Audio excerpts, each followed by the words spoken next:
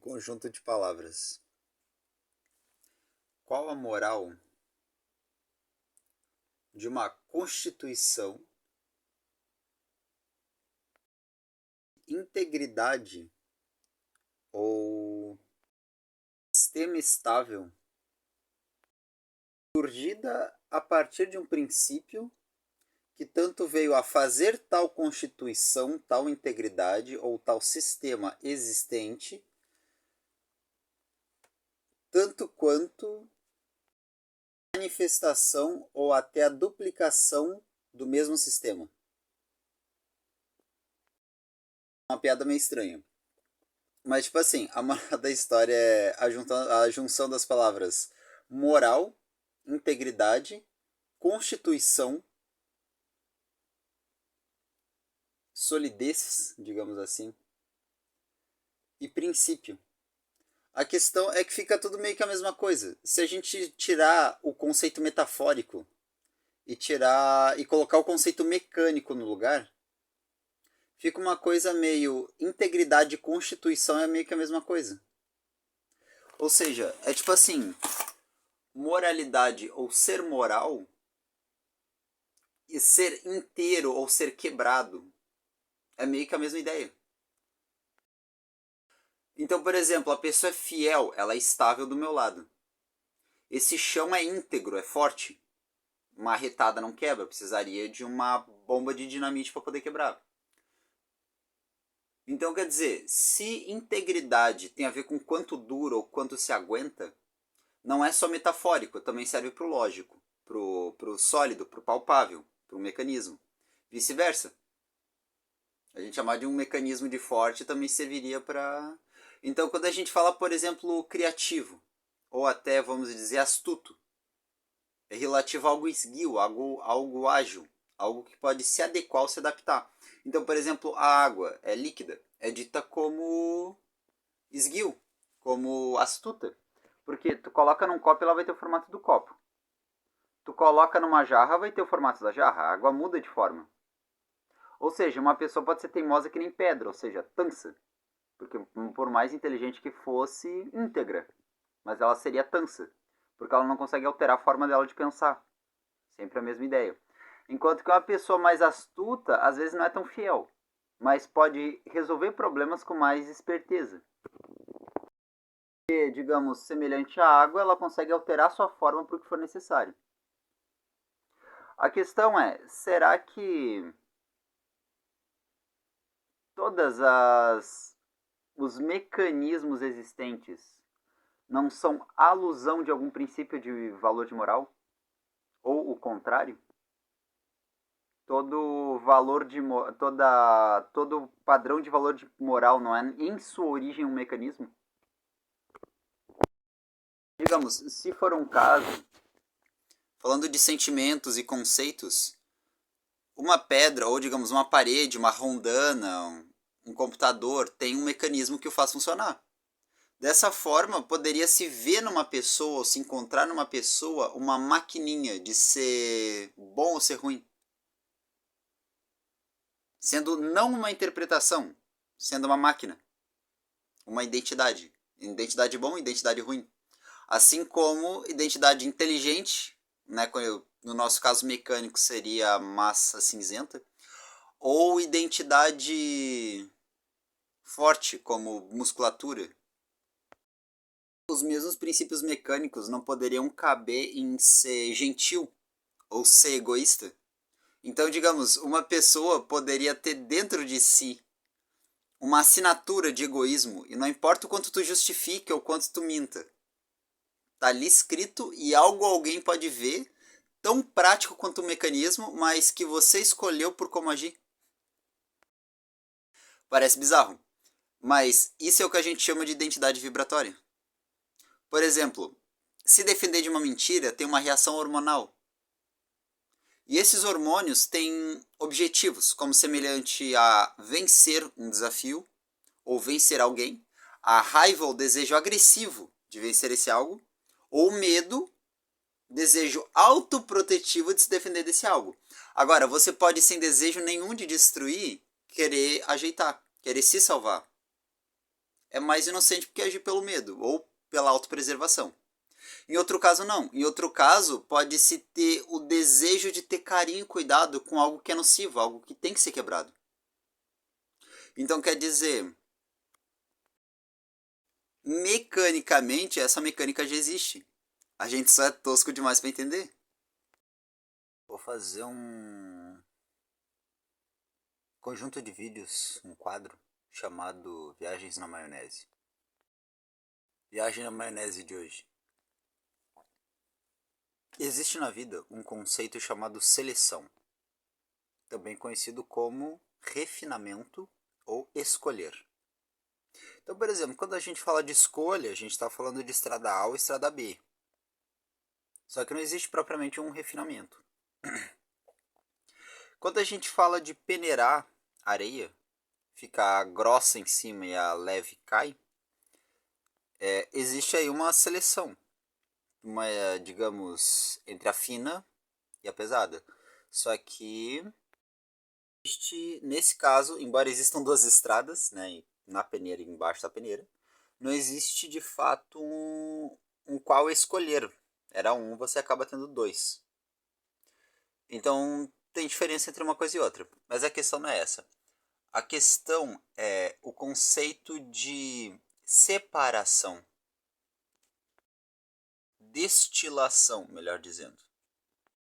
Lendo o Astro Intruso do Ramatiz, e tem uma parte muito interessante que eles dão uma exemplificação, né, uma imagem visual, em que tem um espírito, certo? Lembrando que um espírito nada mais é do que um centro de consciência. E por ora bolas, qualquer porcaria pode ser um centro de consciência. Principalmente considerando que não tem a noção de si mesmo. Então, por exemplo, uma pedra, ela emite vibração, recebe vibração, tem memória alojada e ela se altera. Ela está sempre recebendo mais informação, considerando que é uma massa de energia, ela está sempre mandando informação. Tem sempre eco disso. Ou seja, por mais que ela não tenha consciência de que é uma pedra, ainda assim ela tem informação anotada.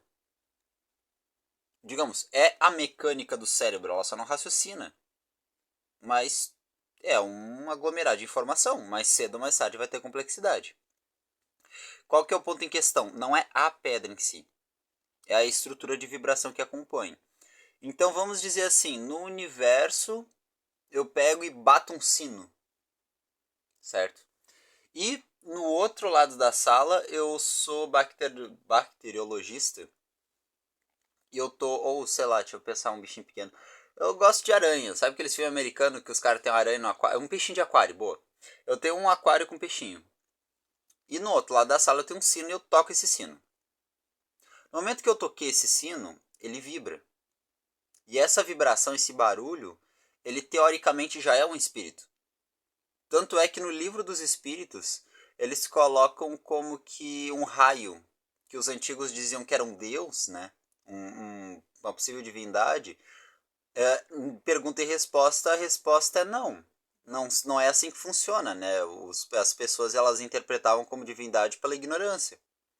Mas por vezes não só o acontecimento é um espírito, como muitas vezes ele vai a vir encarnar. Então não é que já teve vida, mas muitas vezes também virá a ter.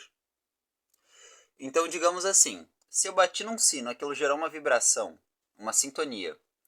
Só que cada vez vai ficando mais baixo, tipo tom. À medida que vai ficando mais baixo, vai havendo mais espaço entre uma onda e outra. Cada vez mais grave, até ficar inaudível. Só que a vibração ainda existe. E essa vibração ainda existindo, uma hora vai ser muito parecido ou vai acabar sendo acessado por uma forma de vida que está nascendo.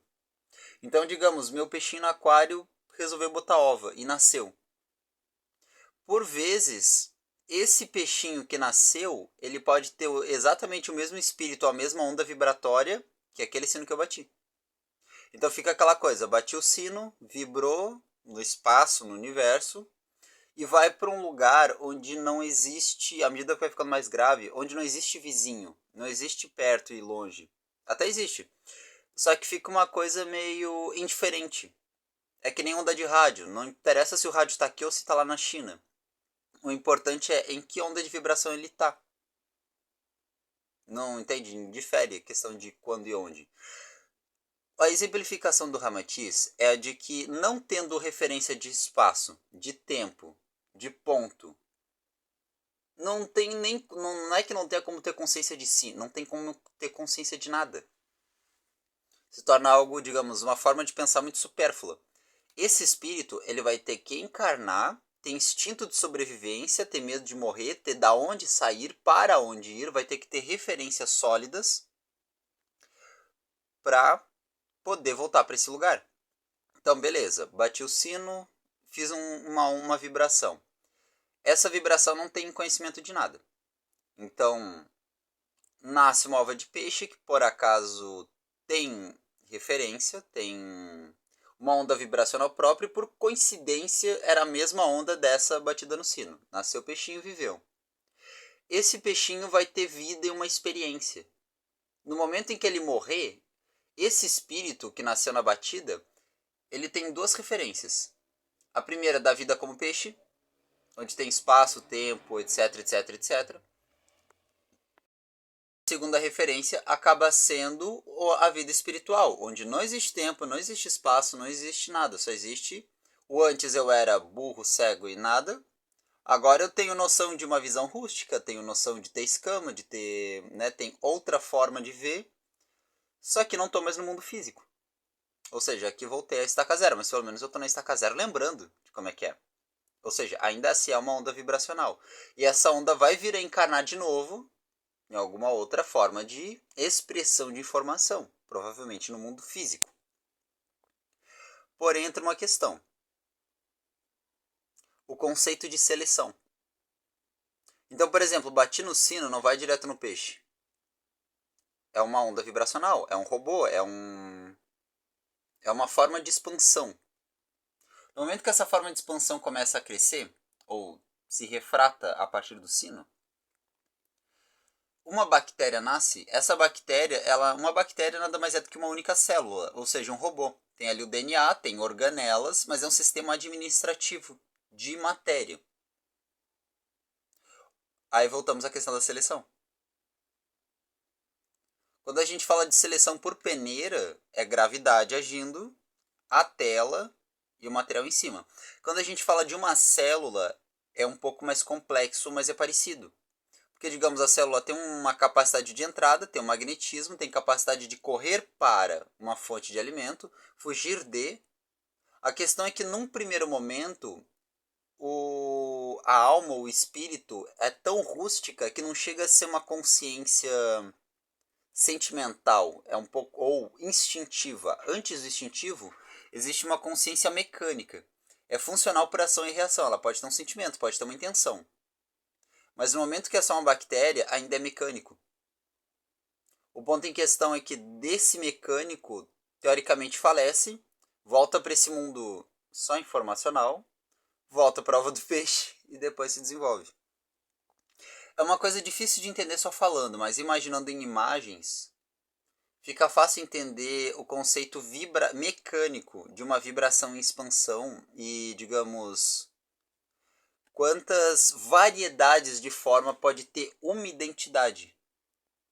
Como é que eu vou dizer? Como eles chamam de endereço vibratório, mas seria mais como identidade de assinatura. De mecânica dos anjos.